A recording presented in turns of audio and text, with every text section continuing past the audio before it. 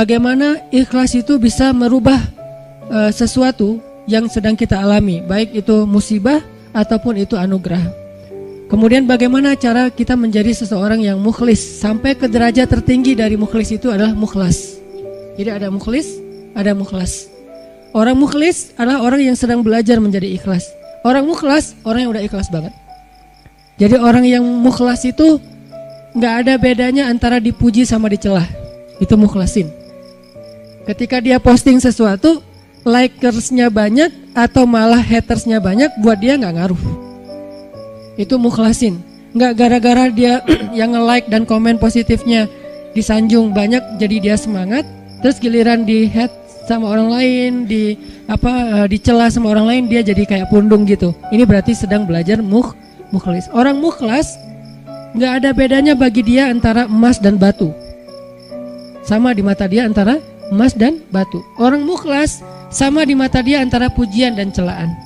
Orang mukhlas sama di mata dia antara orang yang membalas kebaikannya atau justru mengkhianati kebaikannya. Dia tetap menolong orang tersebut. Ini mukhlasin, derajat tertinggi dari mukhlisin.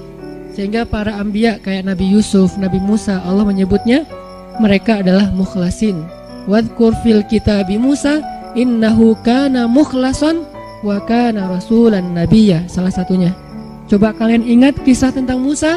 Musa adalah seorang hamba yang mukhlason, mukhlas banget, yang udah nggak ada bedanya dipuji orang, dicela orang, diikuti orang, ditinggalkan orang, buat dia nggak beda. Dia tetap berbuat baik, dia tetap taat kepada Allah. Nggak ada bedanya ketika dia berhijrah, kemudian hijrahnya ini menguntungkan atau hijrahnya ini menjadi ujian. Dia tetap berhijrah karena dia tahu hijrah itu baik.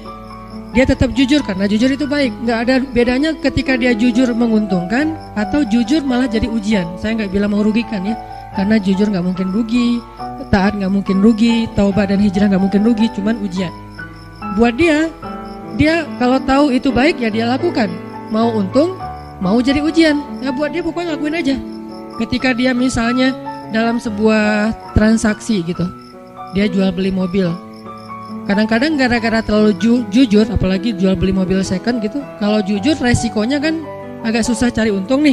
Dia bilang ini tangan pertama, karena emang belum berubah nama, tapi udah tangan ketiga padahal. Dia bilang ini belum pernah kecelakaan, mobilnya sehat banget. Kalau yang masih modelnya analog malah bisa diulik supaya kilometernya dikurangin. Nggak tahu kalau yang digital. Artinya dia nggak jujur demi dapat untung besar. Nanti untuk less guilty dia akan bantu anak yatim, panti asuhan, bikin tasyakur bin ni'mah di rumah kayak gitu kan. Ini proyek kecil, apalagi proyek besar. Ketika dia udah main dalam sebuah event, udah main dalam sebuah proyek-proyek pemerintah yang angkanya udah MM-an, dia susah untuk jujur. Lalu setelah dia nggak jujur dapat untung supaya sedikit less guilty-nya, dia bantu pesantren, panti asuhan, bangun masjid atau tasyakuran di rumah, ngundang anak yatim. Nah, sekarang kita coba kembalikan lagi, bukan itu yang disebut orang soleh. Orang soleh itu adalah ketika dia taat kepada Allah dalam keadaan sarra au dharra, dalam keadaan senang atau dalam keadaan susah, dan itulah mukhlasin. Alladzina yunfikuna fis sarra'i wad dharra. Orang yang tetap membantu orang lain. Yunfik itu kan bukan hanya ngeluarin duit ya, tapi inti dari yunfik atau infak itu adalah ngebantu orang. Kalau kita ngeluarin duit tapi nggak membantu orang, itu namanya juga yunfik. Tapi yunfik untuk dirinya, karena infak dalam bahasa Arab itu mengeluarkan harta. Cuman identiknya mengeluarkan harta di sini artinya bantu orang lain. Dia tetap bantu orang lain, fis sarra au dharra. Fis sarra ketika dia lapang rezekinya, au dharra ketika dia juga lagi terlilit hutang, dia juga lagi susah. Dia juga belum makan tapi ngasih makan orang lain. Ini ringan. Yang berat itu adalah ketika ujiannya perasaan. Dia tetap bantu orang itu walaupun orang itu mungkin melupakan kebaikan dia. Dia tetap bantu orang itu walaupun orang itu adalah pernah nge-unfollow dia. Dia bantu orang itu walaupun orang itu ngeblok dia. Yang lebih berat lagi, dia bantu orang itu walaupun orang itu pernah mutusin dia. Dan saya juga belum kalau itu masih mukhlisin, belum Mukhlisin lagi belajar ikhlas, belum benar-benar jadi orang yang ikhlas. Bisa nggak kita ngelakuin satu kebaikan tanpa lagi membedakan antara efek dari kebaikan itu nguntungin atau justru menjadi ujian. Nah ini kalau udah nggak ngaruh lagi efek itu, insya Allah kita udah menjadi hamba yang mukhlason. Kalau yang mukhlason, maka setan udah nggak bisa lagi nggodain kita. Karena ketika setan berakad dengan Allah setelah Allah memarahinya gara-gara nggak mau sujud kepada Adam, kemudian kata setan, akan saya goda hamba-hambamu selama saya masih ada di dunia, kecuali hambamu yang mukhlason. Itu nggak bisa digoda sama setan. Kenapa? Mau goda pakai apa? Udah nggak ada bedanya di dia antara nikmat dunia dengan ujian dunia. Dia cuma tahu ini taat, ini baik, ini halal, dia kerjakan. Mau itu untung, mau itu jadi ngerugiin dia dalam tanda petik, mau itu malah buat orang meninggalkan dia lakukan dengan akhlak yang tetap santun. Ini yang kita belajar dari menjadi seorang hamba yang ikhlas, menjadi seorang hamba yang mukhlas, sampai akhirnya kita lebih mudah melakukan kebaikan. Kayak misalnya kan ujian buat kita tuh kadang di keluarga aja. Ada anak yang bilang, Ustadz, memang masih pantas saya berbakti sama ayah yang dulu pernah ninggalin saya, nggak nafkahin saya, zalim sama saya, pernah nyakitin fisik saya, dan segala macam. Kan ada pertanyaan gitu kan kita sebagai anak. Padahal nggak usah nanya gitu juga, yang namanya orang tua pasti berjasa dalam hidup kita. Dan sepanjang hidup kita berbakti kepada mereka, itu belum bisa ngebayar satu aja pengorbanan mereka untuk kita.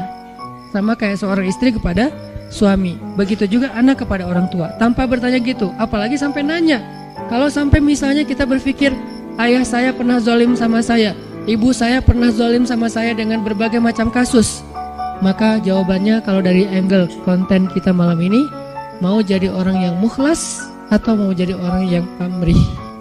Kalau mau jadi orang yang mukhlas, gak ada bedanya, asalkan itu adalah berbakti kepada orang tua. Apapun orang tuanya, mau orang tuanya baik atau menurut dia gak baik, yang namanya Allah suruh berbakti, ya saya berbakti. Orang saya kan ngelakuinnya karena Allah, berakadnya kepada Allah, bukan kepada makhluk. Itu kan inti dari ikhlas, berakad dengan Allah, bukan berakad dengan makhluk. Kalau berakad dengan Allah maksudnya apa? Berarti kita minta rewardnya dari Allah, minta apresiasinya dari Allah, minta kebaikannya dari Allah, bukan dari makhluk. Yang kita harapin like dari Allah, yang kita harapin di repost oleh Allah. Karena ada sahabat-sahabat yang captionnya pernah di repost sama Allah di Al-Quran. Salah satu sahabat yang captionnya di repost siapa? Umar bin Khattab, 3 kali di repost oleh Al-Quran. Itu keren banget, sampai ada sahabat captionnya dia di repost oleh Al-Quran. Jadi ayat itu mengulang kembali kata-kata Umar. Salah satunya di surat At-Tahrim, kemudian nanti ada di surat Al-Anfal, kemudian ada juga di surat Al-Ahzab. Allah nge-repost kata-kata Umar bin Khattab. Ini menunjukkan bahwa ikhlas banget, yang diharapin adalah reward dari Allah, apresiasi dari Allah, anugerah dari Allah, hadiah dari Allah, kebaikan dari Allah. Ustadz, kalau misalnya nggak berharap apa-apa bahkan dari Allah, itu bukan ikhlas. Karena makna ikhlas itu bukan tidak berharap apa-apa. Makna ikhlas itu murni. Arti murni berharap hanya kepada Allah. Karena kalau sampai kita nggak berharap surga, nggak berharap dibebaskan dari azab neraka, nggak berharap dibantu oleh Allah, itu bukan ikhlas. Itu apa Ustadz? Itu istaghna. Ini ada sedikit yang harus kita perbaiki dari persepsi tentang makna ikhlas. Apa bedanya ikhlas dengan istaghna? Kalau ikhlas tidak berharap kecuali kepada Allah. Kalau ke Allah dia berharap surga. Allah sendiri yang menjanjikan kan? Wa'adallahu alladhina amanu misalnya, wa basyiril ladzina amanu wa amilus solihat anna lahum jannat. Ayat kayak gitu kan banyak banget di Al-Qur'an ya. Allah menyediakan untuk mereka ampunan, Allah menyediakan untuk mereka surga, Allah menyediakan untuk mereka kebaikan. Wa may yattaqillaha yaj'al lahu makhraja wa yarzuqhu min haitsu la yahtasib, yukaffir anhu sayyiati wa yu'dhim lahu ajra, yaj'al lahu min amrihi yusra. Ayatnya banyak banget. Kalau Allah udah nawar-nawarin terus kita bilang, "Dah saya emang enggak butuh itu." Itu namanya istagna. Istagna arti bahasanya merasa nggak butuh. Terjemahan lebih umumnya lagi, sombong. Jadi kalau kita nggak berharap apa-apa ke Allah, justru Allah tuh nggak suka. Bukan Allah salut, hebat ya hamba ini ya, ngelakuin kebaikan nggak berharap apa-apa. Enggak, itu Allah nggak suka. Kalau kita ke teman, kita suka. Karena ketika dia berharap sesuatu ke kita jadi beban. Kalau Allah itu nggak jadi beban. Jangan samakan Allah dengan makhluk. Ketika kita berharap terus Allah jadi beban. Ntar dulu saya mau cuti, kenapa? Bebannya banyak banget, semua orang berdoa ke saya. Kan nggak gitu Allah. Masa ketika kita berdoa Allah jadi beban? Bukankah Allah berfirman, kullu yaumin huwa fi sya'an. Setiap hari Allah sibuk, walaupun sibuk, wala ya'uduhu hifzuhuma. Allah nggak pernah kerepotan. Wala ya'uduhu hifzuhuma. Allah nggak pernah kerepotan untuk memelihara, menjaga dan memberikan hak huma, langit dan bumi dan apa yang ada di dalamnya. Jadi ikhlas itu bukan nggak berharap apa-apa teman-teman. Ikhlas itu tidak berharap kecuali kepada Allah saja. Ke Allah berharap surga. Ya Allah beri saya surga. Sampai Nabi bilang, kalau kalian minta surga, mintalah surga Firdaus yang paling tinggi. Jadi puncaknya Firdaus. Apakah Nabi kurang ikhlas? Bukankah ikhlas kita belajarnya dari Nabi? Adakah yang lebih baik ikhlasnya daripada Nabi? Tidak ada. Bahkan para anbiya pun belajarnya kepada Rasulullah seandainya mereka sezaman. Bukti mereka Nabi lebih baik dari mereka apa? Semua Nabi itu nggak mention Nabi Muhammad. Semua Nabi dari mulai Nabi Adam, Nuh, apalagi Rasul ya, Nuh, Musa, Ibrahim, semua Nabi dan Rasul pernah mention tentang @Muhammad_Abdullah. Semua pernah mention di postingan mereka. Bahkan banyak kayak Musa sering, Nabi Ibrahim bahkan dalam doa-doa beliau nggak mention Nabi kan. Masjidil Aqsa diimamin oleh Rasulullah SAW. Jadi nggak ada orang yang lebih baik dalam masalah agama daripada Rasul. Kalau Nabi mengajarkan kita tentang mengharapkan kebaikan kepada Allah dan itu masuk dalam bagian ikhlas, berarti kalau ada orang yang nggak mengharapkan lalu merasa paling ikhlas, ini pasti ada yang miss nih tentang pemahamannya. Enggak, tetap berharap, ya Allah masukkan saya ke surga. Bahkan doa kita sebelum kita salam, salah satu yang diajarkan apa? Allahumma inni a'udzubika min azabi jahannam wa min azabil qabr wa min fitnatil mahya wal mamat wa min syiddatil fitnah wa min syarri fitnatil masiihid dajjal. Atau doa yang dibaca sama Bilal terus di like sama Nabi itu apa? Yang diposting sama Bilal. Allahumma inni as'aluka ridhaka wal jannah wa a'udzubika min sakhatika wan nar. Itu kan postingan Bilal ya. Yang first like-nya malah Rasulullah. Lalu yang lain pas ngeliat Rasulullah nge-like pada nge-like juga. Akhirnya malah di save gitu postingan Bilal dan dihafal. Kemudian di repost sampai zaman kita sekarang. Isinya apa itu? Meminta dan berlindung. Berarti mengharapkan kan? Meminta berarti mengharapkan surga dan ridho Allah. Berlindung berarti mengharapkan terbebas dari neraka dan kemarahan Allah. Ini berarti ikhlas. Jadi kalau kamu kenapa puasa? Biar ujian nasionalnya lancar. Oh gak ikhlas tuh. Ikhlas kalau berharapnya ke Allah. Kenapa tahajud? Biar nilainya bagus. Ikhlas kalau berharapnya ke Allah. Kenapa ini? Karena ini. Kenapa ini? Baik urusan dunia maupun urusan akhirat selama halal ya. Karena kalau kenapa sekarang kamu rajin tahajud? Biar gua bisa dagangannya laku. Padahal dalam berdagang dia banyak curang. Ini nih agak klise nih. Klise sekali ya, mirip-mirip dengan orang Khawarij di zaman sahabat. Sampai Nabi bilang gini, ini klisenya Khawarij ya. Kalau di zaman kita menurut sebagian besar ulama dan saya sepakat dengan itu seperti ISIS. Klisenya Khawarij itu apa? Kata Nabi, kalau kalian membandingkan ibadah kalian dengan ibadah mereka, maka kalian akan meremehkan ibadah kalian. Saking ibadah orang Khawarij itu luar biasa. Itu soleh banget dari sisi ibadah ya. Taat banget, rajin ibadah banget. Sampai di zaman sahabat ada orang Khawarij lagi selesai perang, mereka istirahat di bawah sebuah pohon korma. Duduk di atas kepala para sahabat. Jadi ada sahabat yang dipenggal kepalanya, mereka duduk di atas kepala sahabat yang habis dipenggal. Istirahat, tiba-tiba jatuh buah kurma. Pas buah kurma jatuh, temannya ngambil. Kata temannya yang lagi duduk di atas kepala sahabat bilang, jangan makan, itu kan bukan hak kita karena kita belum minta izin kepada pemilik. Giliran satu butir korma mereka mikirin halal haram, tapi di bawah mereka lagi didudukin kepalanya para sahabat yang dijamin masuk surga. Gelisah kan? Ini yang sering terjadi. Kadang-kadang kita dari satu sisi ahli ibadah, malam tahajud, siang puasa, tapi komen di sosial media masih istilahnya gibah, buka aib, apa-apa segala macam. Ini berarti kita kayak agak sedikit aneh gitu kesolehannya.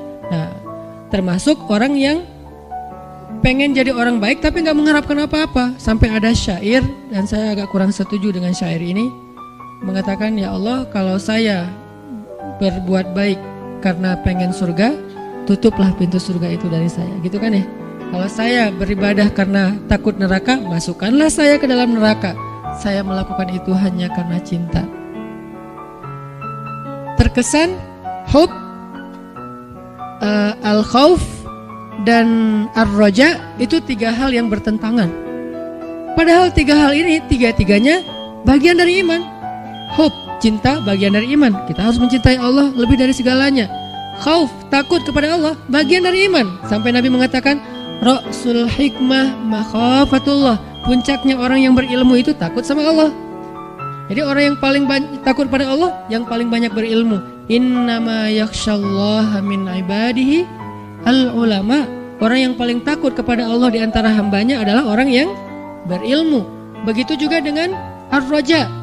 Siapa yang mengharapkan kebaikan di sisi Allah, maka dia mendapatkan apa yang diharapkan, termasuk niat. Maka yang paling tepat di antara makna ikhlas, ikhlas itu tidak berharap kecuali hanya kepada Allah. Kalau berharap kepada Allah, itu semuanya ikhlas. Kalau nggak berharap apa-apa dari Allah, namanya istaghna. Dan ayat tentang istaghna, kalla innal insana la yatgha ar-ra'ahu istaghna. Manusia itu akan banyak berbuat dosa ketika dia merasa dirinya serba cukup, nggak butuh lagi kepada Allah SWT.